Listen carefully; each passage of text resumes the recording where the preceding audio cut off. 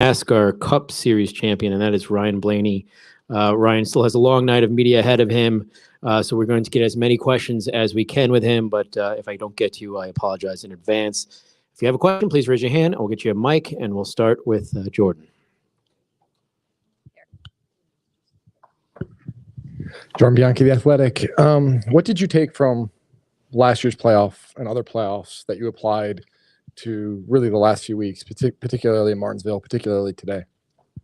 Yeah, I mean, we had a good shot to get here last year, and I made mistakes, at Vegas and Miami that kept us out, and that was pretty brutal, for me, for our whole group, right? Whenever you are the one personally making those mistakes, you take it the harshest, right? But everyone on the 12 group supported me really well, and we just kind of set into, hey, what do we need to do to get better, right? Where are the areas we need to get better? And we did that over the off season and was able to get here this year. So I think we learned a lot from last year from multiple sides. This offseason, I talked to your dad, and he said you kind of had some conversations about some things and how to kind of maybe manage things and that kind of thing. I'm wondering from your perspective what those conversations were like from the lessons from last year and this year. Yeah, Dad's right there. He came with the media center with me. He's taking no questions though. No, I mean he's been awesome, right? I mean he's been not only someone I grew up, wanting to be like and wanting to do his sport.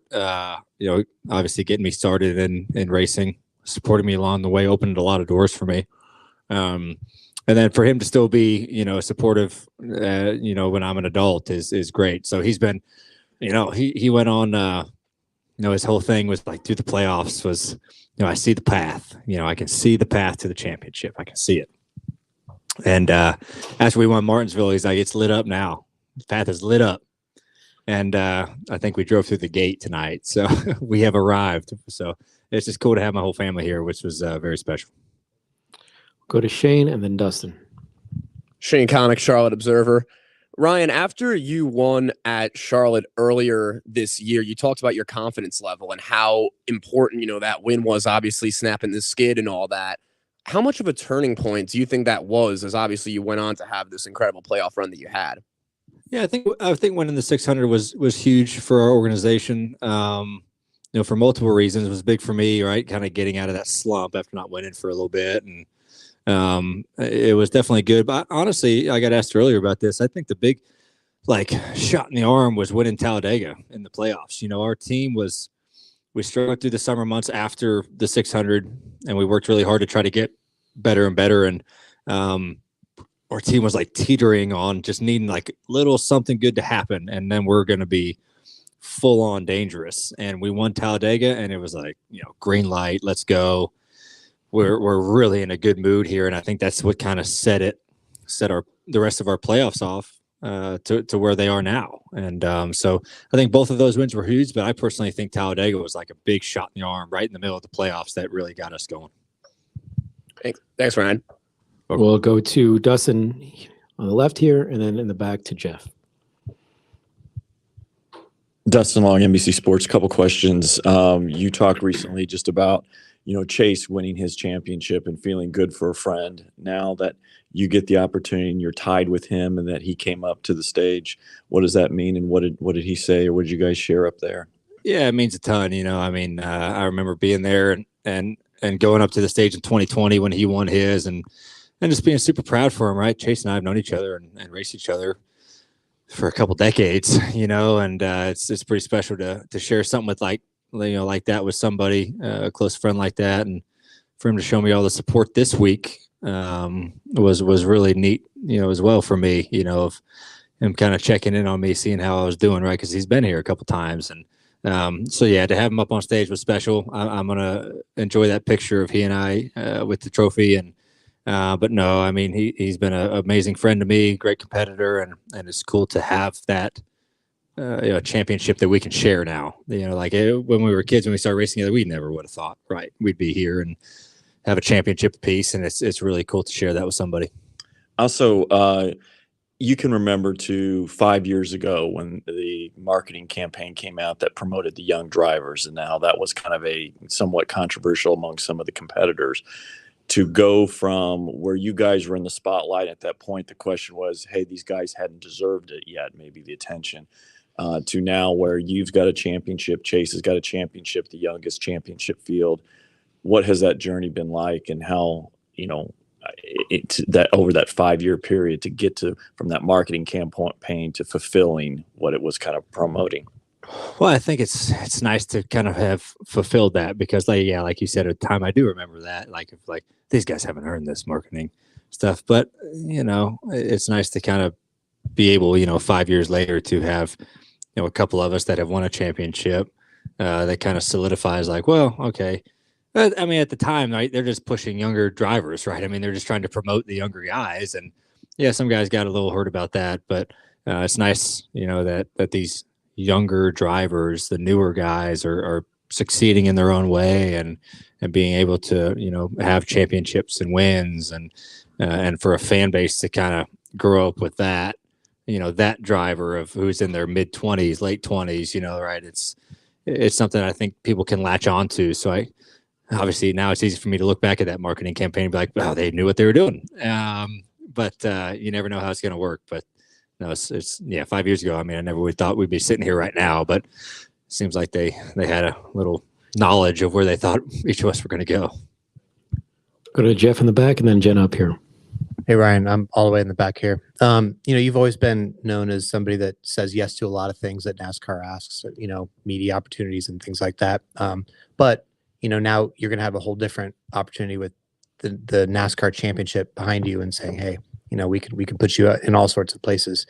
How would you like to use sort of this newfound platform to move the sport forward as champion? Yeah, I'm not really sure, to be honest with you. I'm excited to have those opportunities. I really look forward to facing them head on, and I feel like as if you get the privilege to be a champion of your sport, it is part of your job to promote your sport and do the best you can to be the best champion that you can. So that's the responsibility. I'm be honest with you, I haven't really thought about yet. I think that's going to kind of dawn on me in the following days. But no, I think it's part of your job to kind of hey, embrace it, push the sport. You have this awesome platform now to where you've done something incredible. Use that, right, and promote the sport. So I'm excited to see what happens this offseason, see what comes up to where, you're not only growing yourself, you are growing the sport as well of NASCAR. Someone asked me earlier, the Netflix deal that's happening right now, I've worked with them a lot through the playoffs, and they've gotten a lot of inside stuff. And I think that's just another big thing of, promoting the sport in a positive way to a certain audience or a brand new audience. So. Jennifer, AP, so congratulations. I got a long question for you. You came in yesterday and we joked about how you're always even keeled. And then many of us thought you were racing Ross Chastain a little unnecessarily hard there. Ross says you got mad at him and ran in the back of him on purpose. And Larson and Byron said that that's pretty common of you to lose your temper like that. And Roger said that you tend to boil over, you pass boiling point, and that's not an even keeled Ryan Blaney that we all know about. So you got a secret dark side out there? And also we were specifically told by Roger to ask you about the beard. I guess to answer your first question, there's no secret that I can snap on the radio. I mean, that's been my whole life. I mean, that's been my whole career. I mean, it's just kind of what something I do. The fact that Ross said I raced him hard, I mean, the dude blocks 3 lanes, getting in the corner every lap. I mean, I don't know how I'm racing him hard. When you're looking in your mirror and you're going left and right and left and just following wherever I go, I don't understand how he thinks I'm racing him hard. He's just backing me up to the 5, so I have to go. I mean, he's backing me up to Larson to where I'm going to be in trouble. Well, fucking right, I hit him on purpose. I mean, yeah. Yes, I hit him on purpose. He blocked me on purpose 10 times. So, yeah, I hit him on purpose. I mean, what do you expect me to do? He's backing me up to the other championship guy, and I got to go. I mean, we were just racing hard. But did I think he was over excessive on the blocks? Yes, very much so. And, yes, did I hit him? Yes, I did. But that's just part of it. Yeah. What else do you want to know? The beard? Make sure we ask you again. Yeah. It's here. No, we didn't talk about that. I'll shave it off next year for sure, but it's a playoff beard, so it's a little different. Yeah, I think that means he wants me to shave it. And it will get shaved. It'll get shaved. Just give me a couple months. Yeah. Okay, we'll go to Davey, then Lee, then Kelly. Davey Siegel with Sirius XM in the back to your left, Ryan. You talked about peaking at the right time a few times this week, right? And there was a while in the summer where you guys were down, Penske was down, Ford was down, obviously, and now Ford has won all 3 championships. Was there a point that you got down on yourself as well and thought, okay, maybe this just isn't the year, or did you always kind of keep the faith and think that you guys were capable of getting this hot right now?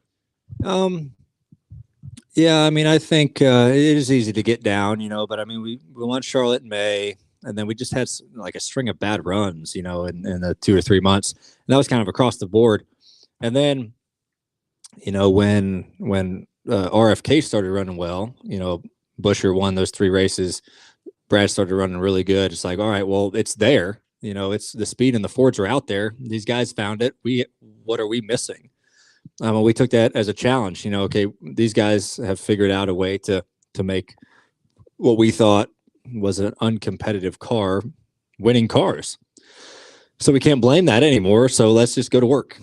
So I didn't really ever have that thought in the summer months, even when we were struggling, right? You just try to do the best you can of giving information on where we need to be better, whether that's from an engine side, aero side, setup side. You just try to do the work, and you understand that this sport, you're going to be, on top for a little while, and then other teams are going to find something. You're going to go to the bottom for a little while. You just have to keep working hard. And that's what I love about this group is they don't ever, get down on themselves. They just do the work and they just figure it out. And that's what they did. And so I never had a doubt in them. I mean, there was a lot of tough conversations. It's like, hey, we got to do something, or we're not going to be competitive at all in the playoffs. And everyone jumped on the opportunity to dig down deep, and that's what they did, and wound up here.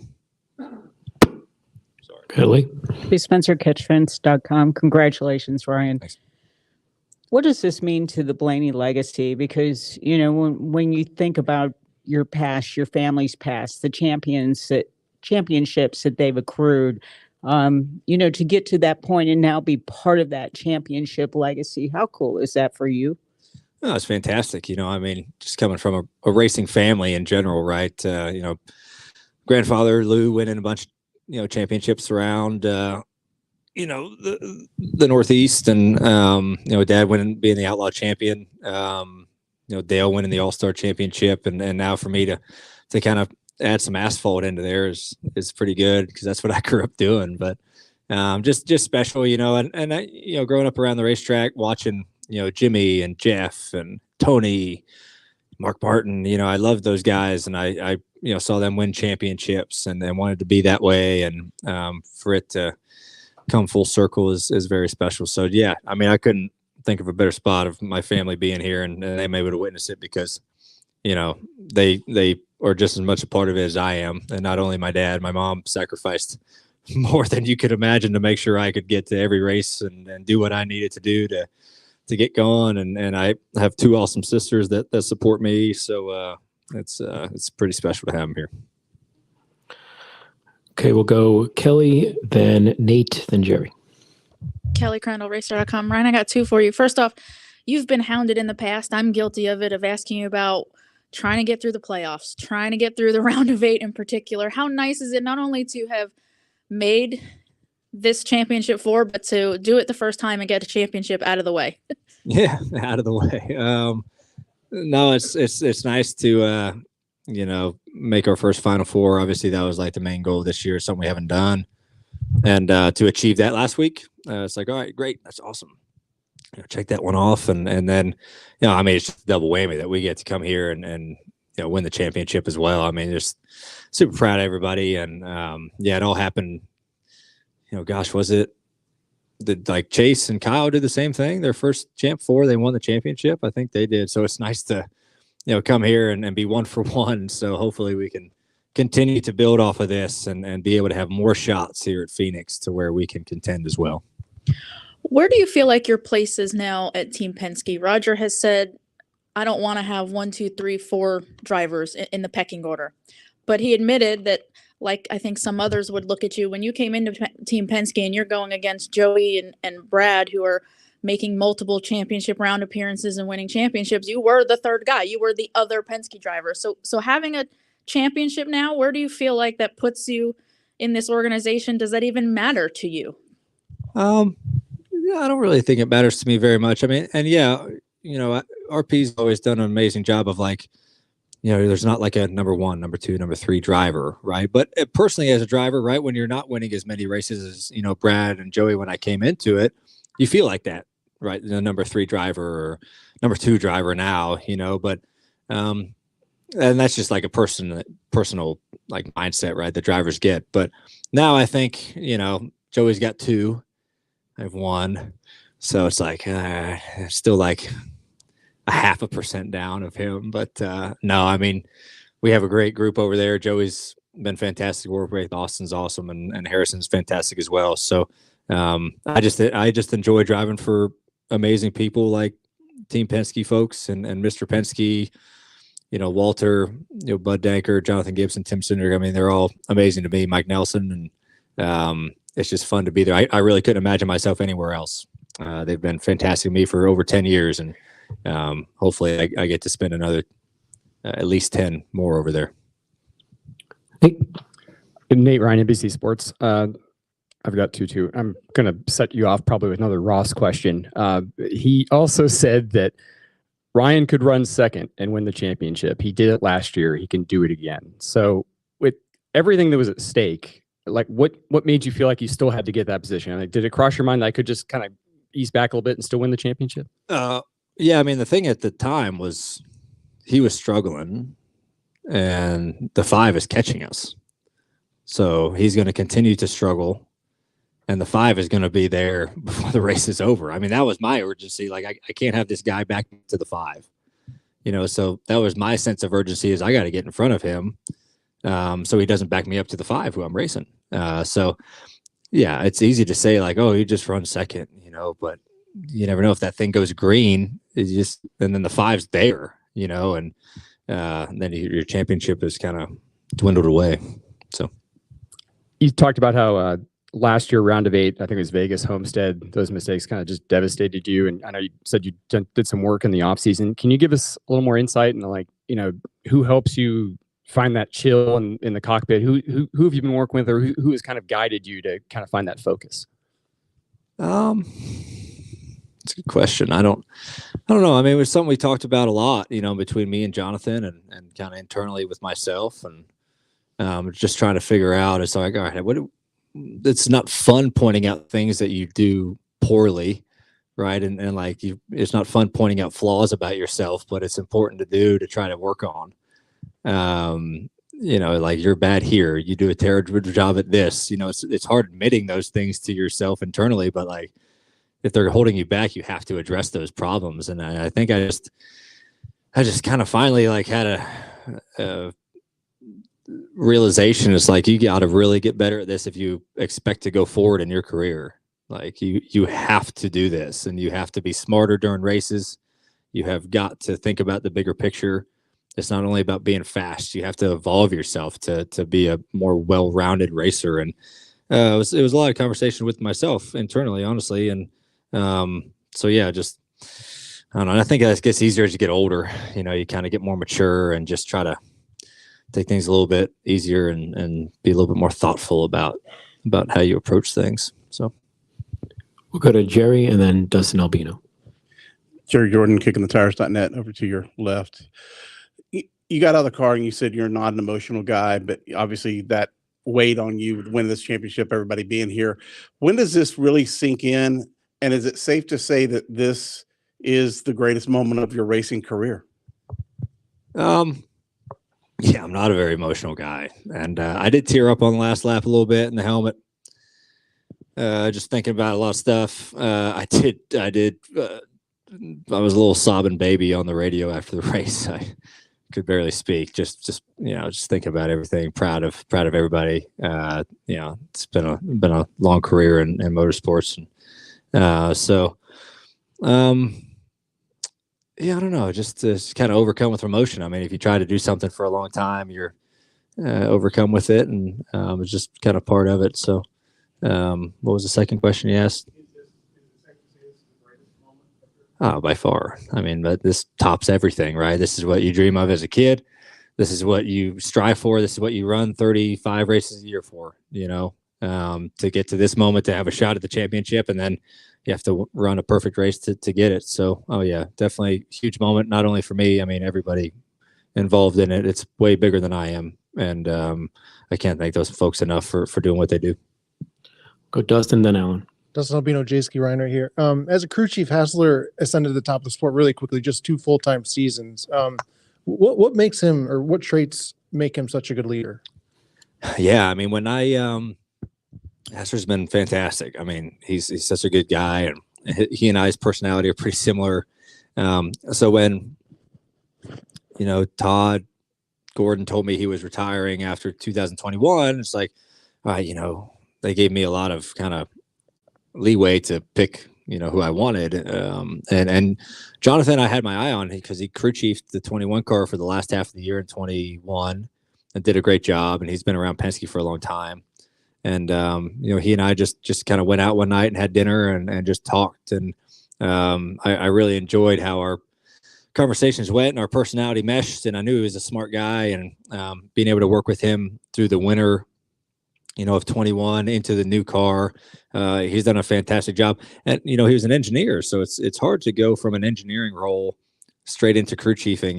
You're managing and you're leading 15 guys, and you're trying to keep them pumped up. And you're, also think about setups with the engineers. You're trying to pump up the pit crew guys. You're trying to tell the mechanics what to do. It's like that role is tough to jump into. And it took him a little while to kind of get comfortable with that. But this year, it's kind of like what, internally I went to myself last year of what I can do better. He and I had the talks of like, hey, what can we both do better to make this more of a leadership role and for you to get more comfortable? And he embraced it. He's been fantastic to our whole group. And gosh, it's been fun. Been fun to work with him. He's just an awesome guy, and cool to have a really fun year with him. Go to Alan and then Cole. Alan Cavana. Ryan, congratulations. Can you just take us through the nuts and bolts of that final run? You come off pit road, and all of a sudden there's the challenge of now you got to get your spot back. You got to beat Kyle Larson. What goes through your head in terms of setting your mind up and what you have to do in those last run? Yeah, I mean, I was, we lost, or we didn't really have a bad pit stop. Those guys just had lightning fast stops, and it's like, man, well, that kind of stinks. But then you just immediately shift to, all right, this is the task. Like, this is my new job. This is what we have to do. And I think getting around the 24 early was huge, right? To where I didn't have to pass 2 of them.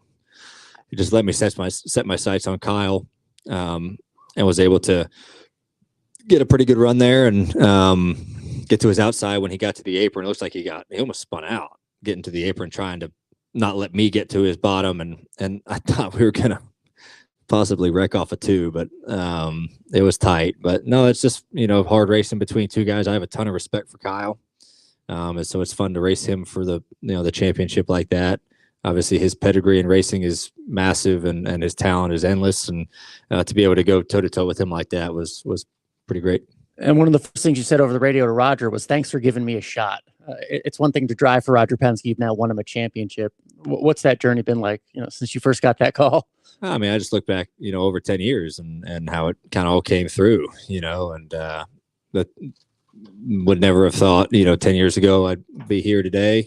Just was lucky to be able to have an opportunity to drive for a team like Team Penske and work with such great people, from the Xfinity side to the Cup side, to be able to drive for the Wood brothers, for a couple of years.